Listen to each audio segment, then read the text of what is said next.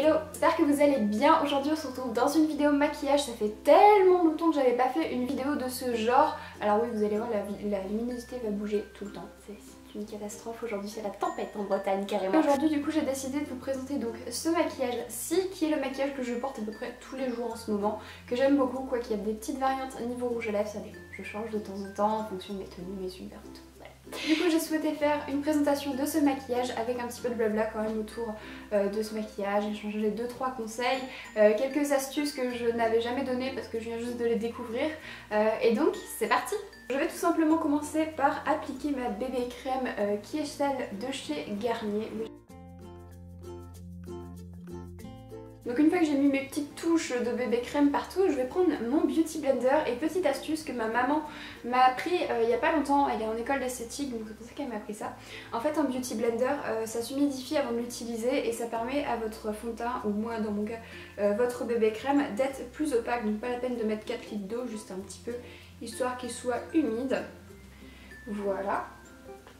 Et on peut commencer par appliquer, donc je vais me rapprocher pour mieux voir ce que je fais.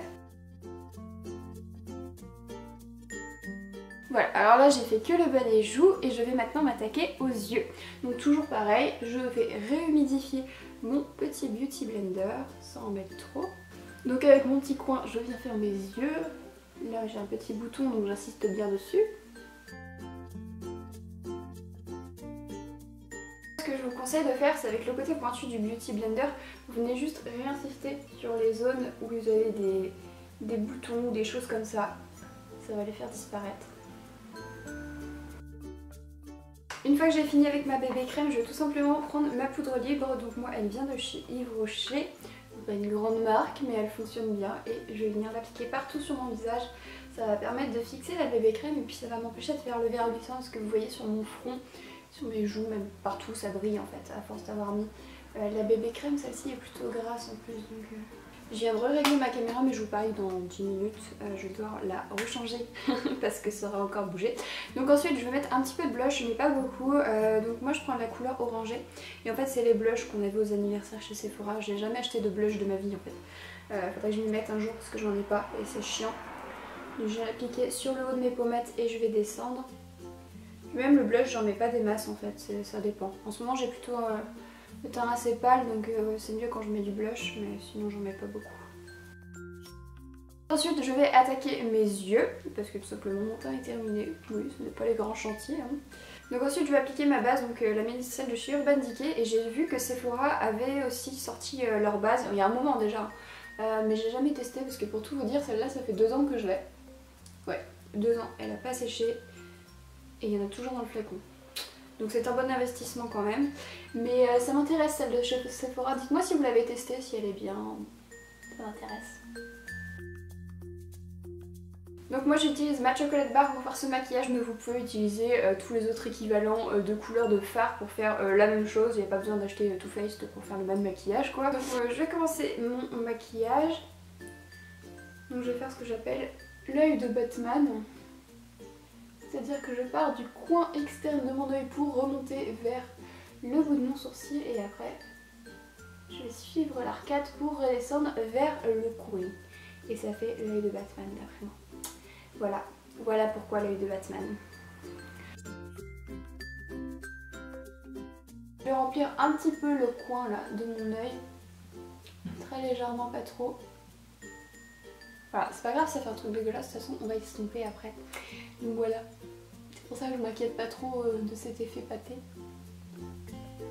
Tac, et on va venir faire la même chose de l'autre côté. Je vais pas montrer la couleur que j'utilisais, mais il s'agit du Milk Chocolate, donc c'est ce marron-ci très très clair.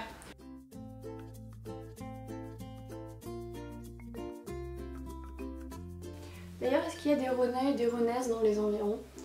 Ou des gens qui habitent dans les environs de Rennes par ici? Dites-le moi dans les commentaires si vous êtes du coin. Donc je vais prendre une deuxième couleur, je vais mettre sur ma paupière mobile. Donc il s'agit de ce petit rose-ci, un petit peu rose pastel que j'aime beaucoup, je trouve ça mignon, il est discret et tout. Et donc je vais venir le placer sur ma paupière mobile, comme ça, partout. Partout. Donc donc ensuite je vais prendre un deuxième pinceau donc un peu plus fluffy et en fait là ça va être le travail d'estompage pour enlever ces grosses démarcations et fondre un peu plus le rose que j'ai mis avec le reste. C'est quand même beaucoup mieux. C'est mieux que là en tout cas. J'aime bien parce que les fards de chez Too Faced par contre s'estompent plutôt facilement quand vous voulez faire un travail d'estompage ou de mixage, donc ça c'est cool. Donc je vais prendre une couleur très très blanche, donc celle-ci, le White Chocolate, donc un fard blanc tout simplement. Et en fait je vais venir l'appliquer dans le creux de mon œil pour ramener de la lumière, ça aussi c'est une astuce maman. Parce qu'avant je pensais toujours qu'il fallait utiliser des teintes satinées dans le coin de l'œil, et en fait non, pas du tout.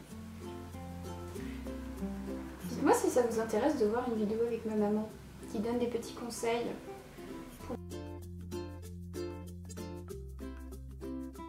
Si vous voulez, vous pouvez mettre un trait de liner, mais moi ce que je fais, c'est que je prends, je vais pas le trouver comme par hasard, mon petit pinceau aussi plat, et je vais prendre une couleur foncée, donc en général soit je l'accorde avec ce que je porte, soit je prends une couleur foncée.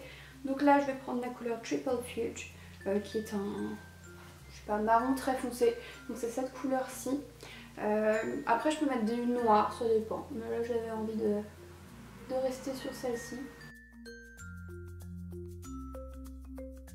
Donc je finis mes yeux en appliquant mon mascara de chez L'Oréal Paris, donc c'est le sous couture. C'est le mascara de ma vie et là je viens de pourrir mon maquillage tout simplement. Voilà, et on n'oublie pas qu'un mascara ça se met en 2 couches, donc j'attends que ce petit œil là sèche en attendant de faire l'autre. Je reviendrai le travailler un petit peu après. Je me demande s'il faudrait pas qu'on se fasse un petit live Instagram ou un truc comme ça, pour qu'on puisse un petit peu dialoguer. Je sais qu'il n'y aura pas des masses de monde. Mais c'est pas grave, comme ça on pourra mieux discuter tous ensemble, je trouve. Et je finis mon maquillage en appliquant mon rouge à lèvres qui est le rouge mat de chez Sephora. Celui-ci a un petit peu des sous-teintes bordeaux que j'aime beaucoup. Et il a vraiment une tenue super, genre, il est top quoi. Donc voilà, j'espère que cette vidéo vous aura plu. Si c'est le cas, n'hésitez pas à me mettre un petit pouce bleu et à me dire dans les commentaires ce que vous avez pensé de ce maquillage. Et si vous voulez voir d'autres vidéos de ce genre où je me maquille face à la caméra puis je vous parle un petit peu en même temps. Personnellement, j'aime bien faire ce genre de vidéo, donc je suis totalement prête à recommencer. Sur ce, je vous fais des gros bisous. On se retrouve la semaine prochaine dans une autre vidéo. Et puis voilà, à bientôt. Bye.